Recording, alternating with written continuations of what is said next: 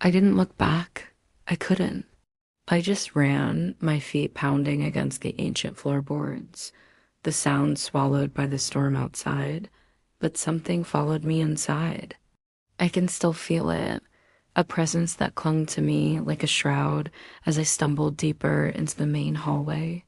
The line of candles I'd set up earlier to light my way flickered violently, their flames dancing as if in a gale, though there was no wind. The air changed, becoming instantly colder, heavier, pressing down on me with a suffocating weight. It was the kind of cold that sinks into your bones, a dead, stagnant chill that had nothing to do with the weather. My breath plumed in front of me, and a shiver that had nothing to do with fear and everything to do with this unnatural drop in temperature racked my body. I forced myself to keep moving, my eyes darting from side to side, scanning the rows of portraits that lined the walls. Their painted eyes seemed to follow my every step, their expressions shifting from stoic to mocking in the flickering candlelight. I felt like I was being watched by a silent, judgmental audience of the long dead. Then I saw it. At the far end of the long hall, a heavy oak door, one I had specifically noted earlier, began to move. It creaked open, slowly, deliberately, on its own. The sound was agonizing, a low groan of stressed wood that grated on my nerves. Every instinct screamed at me that this was wrong.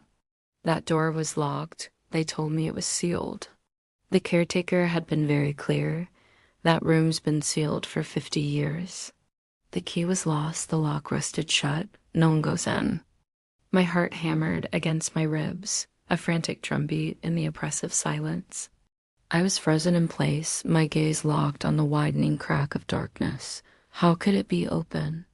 It was impossible, unless something unlocked it from the other side. As that thought solidified, a new, more potent wave of terror washed over me. The gap was just wide enough to see a sliver of the pitch-black room beyond. And then, from that darkness, something emerged. Through the cracked door, a hand slowly slid into view. It was pale, unnaturally so, with long, slender fingers that seemed almost skeletal. It wasn't a normal hand. It was discolored gray, like something that had been deprived of light and life for a very, very long time. It pressed against the edge of the door, the fingers curling slightly, as if testing the air. I couldn't breathe. I couldn't scream. The sight held me captive. This wasn't a trick of the light or my imagination running wild. It was real. The hand was real, which meant someone's in there. The realization hit me like a physical blow. Someone or something was in the sealed room. It had been waiting in the dark all this time, and now it was coming out. The hand retreated back into the blackness, and the door began to swing open wider, the groan growing louder, more insistent, like a hungry moan. It was inviting me in. Or worse, it was clearing the way for whatever was inside to come out and get me. I had a choice: turn and run back towards the front door where that thing from the outside might be waiting, or face whatever horror was emerging from this forbidden room. My mind raced, but my body was paralyzed.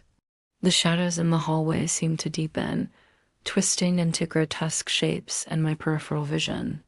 I could almost hear whispers slithering through the cold air, too faint to understand but filled with a chilling malevolence.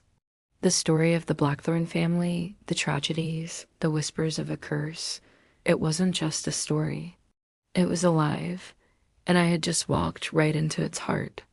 The door was almost fully open now, revealing nothing but an impenetrable void.